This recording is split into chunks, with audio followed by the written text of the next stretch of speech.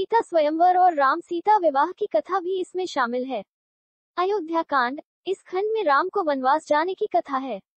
महारानी कैकेयी के 2 वरदानों के कारण राम को 14 वर्षों का वनवास मिलता है और भरत का राम के प्रति प्रेम दिखाया। अरण्यकांड। राम, सीता और लक्ष्मण के वनवास के समय की घटनाओं का वर्णन है।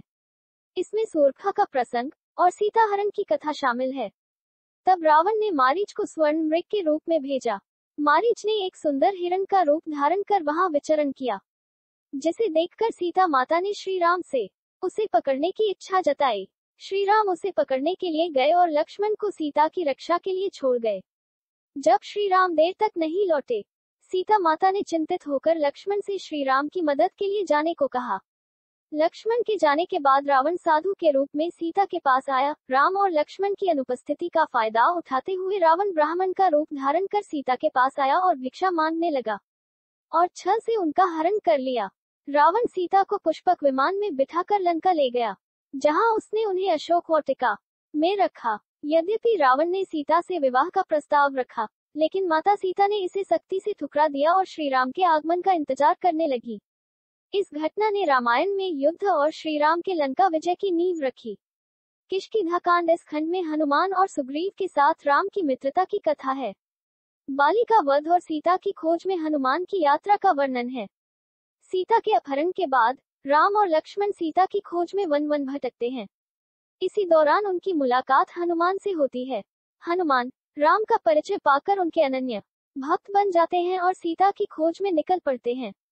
वे लंका पहुंचते हैं और अशोक वाटिका में सीता को दुखी अवस्था में पाते हैं। सुंदरकांड। इसमें हनुमान द्वारा लंका की यात्रा, सीता से मिलना, लंका दहन और भगवान राम को सीता का समाचार देने का वर्णन है। ये रामायण का सबसे प्रमुख और पूजनीय खंड है। हनुमान राम की अंगूठी सीता को देते हैं ताकि वह उन्हें पहचान सके और उनका विश्वास बना रहे। सीता हनुमान को अपना आशीर्वाद देती हैं और राम को संदेश भेजने को कहती हैं। हनुमान लंका में रावण के खिलाफ युद्ध का संकेत देते हुए लंका को जलाकर वापस लौट आते हैं और राम को सीता की स्थिति के बारे में बताते हैं। लंका कांड। इसमें राम और रावण के बीच हुए महायुद्ध का विस्तृत वर्णन है। रावण और उसके भाइयों पुत्रों का वध और अंततः रावण का वध भी इसी खंड में होता है। राम, सीता और लक्ष्मण की अयोध्या वापसी भी इसमें शामिल है। उत्तरकांड। राम के राज्याभिषेक के बाद की घटनाओं का वर्णन इसमें किया गया है। इसमें सीता की अग्नि परीक्षा, सीता का वनवास और उनके पुत्र लवकुश की कथा भी शामिल है। रामायण में भगवान राम को मर्यादा पुरुषोत्तम के रूप में दर्शाया गया है, जिन्होंने हर स्थिति में धर्म का पालन किया और समाज के लिए आदर्श प्रस्तुत किया।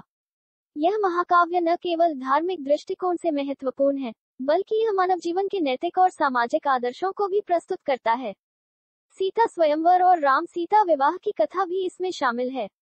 अयोध्या कांड। इस खंड में राम को वनवास जाने की कथा है। महारानी कैकेयी के 2 वरदानों के कारण राम को 14 वर्षों का वनवास मिलता है और भरत का राम के प्रति प्रेम दिखाया।